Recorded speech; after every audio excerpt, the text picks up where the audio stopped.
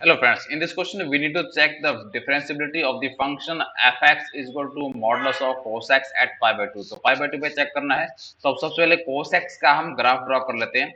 cos x का graph रहेगा जैसे ये y एक्सिस है और ये x एक्सिस है। तो cos x मान लेते हैं यहाँ पर ये वैल्यू 1 है और यहाँ पर जो है ये पाई बाय 2 और ये आएगा यहाँ पर पाई और नीचे जो है यहाँ मान लेते हैं ये -1 वैल्यू है। ठीक है, ये 0 है। तो कोसेक का जो ग्राफ रहेगा वो इस तरह का रहेगा कि 0 पर जो है 1 वैल्यू देगा और उसके बाद ये 1 से डाउन आता जाएगा। जैसे ही वैल्यू आगे बढ़ती जाएगी तो ये ऐसे डाउन आते आते जो है पाई बाय 2 पॉइंट पर जो है बिल्कुल 0 हो जाता है।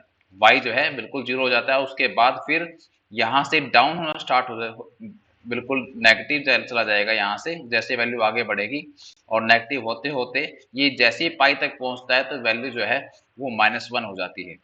ठीक है, ये तो हो गया ग्राफ कोसेक्स का। हमें आगे नहीं बढ़ाना था क्योंकि हमें बात करनी सिर्फ पाई बाय 2 पर है, तो पाई बाय 2 के नियर बाई ही वैल्यू चाहिए हमें। तो अब देखो हम इसको कैसे हम एक्सपेंड कर सकते हैं फंक्शन को, हमारे को जो गिवन है एफ एक्स को मैं लिख सकता हूं। क्योंकि देखो अगर cos x ऑलरेडी पॉजिटिव है तो मॉडल्स लगाने की जरूरत नहीं है। ठीक है, अगर cos x नेगेटिव है तब हमें यहाँ पर कुछ चेंज करना पड़ेगा। ठीक है, तो हम यहाँ पर लिखेंगे क्या कि जैसे हमारे पास देखो पाई बाय 0 से लेकर पाई बाय 2 तक फंक्शन की वैल्यू जो है पॉजिटिव आ रही है बिल्कुल। ठीक है, अपर साइड में है। तो मैं यहाँ लिख सकता हूँ कि इफ एक्स जो है greater than equal to 0 less than equal to pi by 2 अगर है तो मेरा cos x पॉजिटिव है तो मॉडल्स लगाने की जरूरत नहीं, तो मैं यहाँ से डायरेक्ट लिख सकता हूँ cos x। ठीक है, और अगर वैल्यू जो है पाई बाय 2 से पाई के बीच में है, मतलब अगर x जो है यहाँ पर less than equal to less than लिखेंगे सर, इक्वल टू रहने दो यहाँ पर क्यों इक्वलिटी यहाँ पर आ गई है। तो पाई बाय 2 और लेस देन इक्वल टू जो है आपका pi, x greater than pi by 2 less than equal to pi. अगर इस बीच में अगर आ रहा है तो वैल्यू जो है आपको नेगेटिव जा रही है सारी सारी।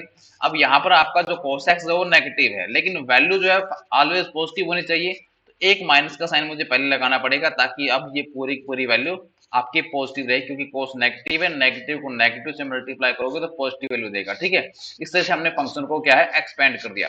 अब यहाँ पर मैं एक लाइन ड्रॉ कर रहा हूँ, नंबर लाइन, और यहाँ पर मैंने लिखा ये वैल्यू हमारे पास पाई बाय 2 है। इससे पहले मान लो यहाँ पर 0 आ गई होगी, यहाँ पर पाई आ गया होगा। तो यहाँ पर देखो फंक्शन हमारा कैसे रिएक्ट कर रहा है। हमारा जो फंक्शन जो है वो पाई बाय 2 से पहले जो है वो एज ए cos x की तरह रिएक्ट करेगा और पाई बाय 2 के बाद जो है वो minus of cos x react करेगा। ठीक है, अब हम डेरिवेटिव निकाल लेते हैं। इधर की साइड में जो डेरिवेटिव रहेगा वो रहेगा आपका लेफ्ट हैंड डेरिवेटिव और इधर रहेगा राइट हैंड डेरिवेटिव। जब आप वैल्यू निकालो डेरिवेटिव करोगे कोस का तो आएगा -x और यहाँ पर -cos x से डेरिवेटिव sin x आ जाएगा। ठीक है, क्योंकि हमें डेरिवेटिव जो है पाई बाय 2 पर चेक करना तो वैल्यू हमें पुट करनी पड़ेगी यहाँ पर x equal to pi by 2।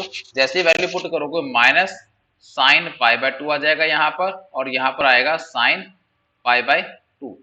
अब वैल्यू जो है यहाँ पर -1 आएगी, यहाँ पर 1 आएगी। अब आप देख रहे हो लेफ्ट हैंड डेरिवेटिव जो है वो -1 आया है और राइट हैंड डेरिवेटिव 1 आया है। इसका मतलब ये हुआ कि जो लेफ्ट हैंड डेरिवेटिव है is not equal to right hand derivative. जब ये दोनों इक्वल ही नहीं है तो इसका मतलब फंक्शन हमारा डिफरेंशिएबल नहीं है एट पाई बाय 2।